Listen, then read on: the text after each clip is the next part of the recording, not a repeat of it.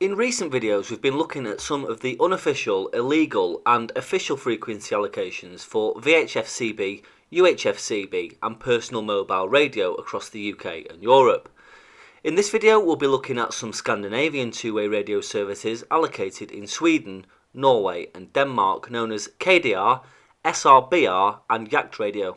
Jaktradio, which means hunting radio, is a popular license-exempt group of VHF high-band radio channels which are very active in Sweden, Norway and Denmark.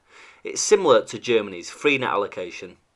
The frequency range in Sweden is in the 155 MHz UHF band and is divided into 7 channels with a maximum transmitter power of 5 watts.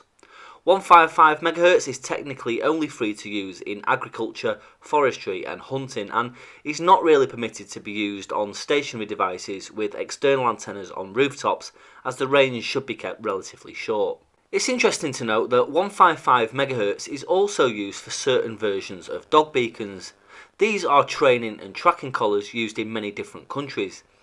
It's heard as a recurring buzzing sound and is often received on hunting radios. 2 of the hunting channels within 155 MHz, 155.5 and 155.525 are also the same as the Nordic leisure boat channels L1 and L2, so you can technically also hear and disturb boat calls, so some etiquette is required. Norway has a 6-channel VHF Jaktradio allocation between 138 and 143 MHz FM with a maximum power of 5 watts. Because both Norway and Sweden have this high-band VHF hunting allocation, many hunting radios are marketed with both the 6 Norwegian channels and 7 Swedish channels in one unit. Denmark has a 3-channel Jaktradio allocation between 154 and 171 MHz with the same legal operating requirements.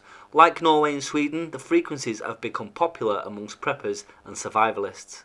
The potential distance range with about 4 or 5 watts simplex is about the same as Freenet, Marine VHF or the MERS service, and inexpensive handhelds similar in form factor to PMR 446 handsets are widely available.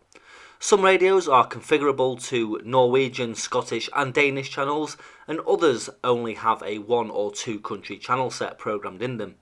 However, due to a mass flood of Bofeng and similar Chinese radios to the market, people tend to use them more as all channels can be programmed in. There is another pair of two-way radio services in Scandinavia known as KDR 444 in Norway and SRBR 444 in Sweden. These are license-exempt personal radio services allocated in the UHF range for Sweden and Norway only. It's usually referred to as SRBR 444 in Sweden.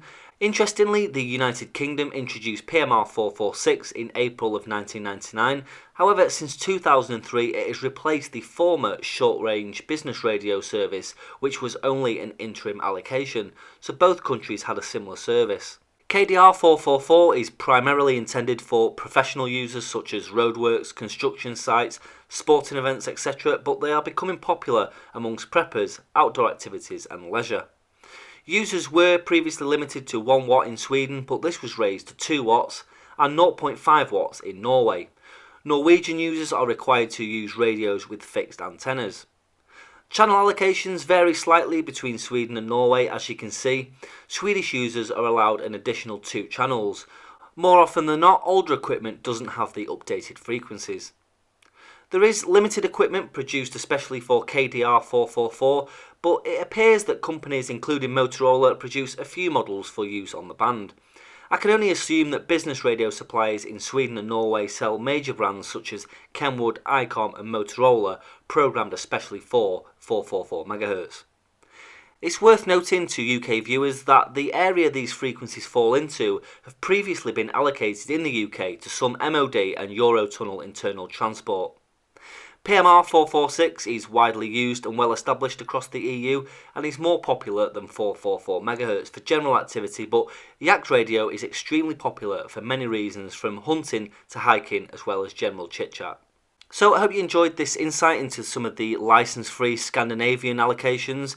If you want to see more, I've got plenty coming from all over Europe and the rest of the world, so make sure you stay tuned on the channel.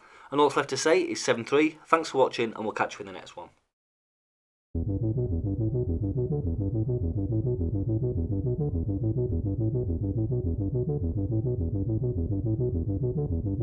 you.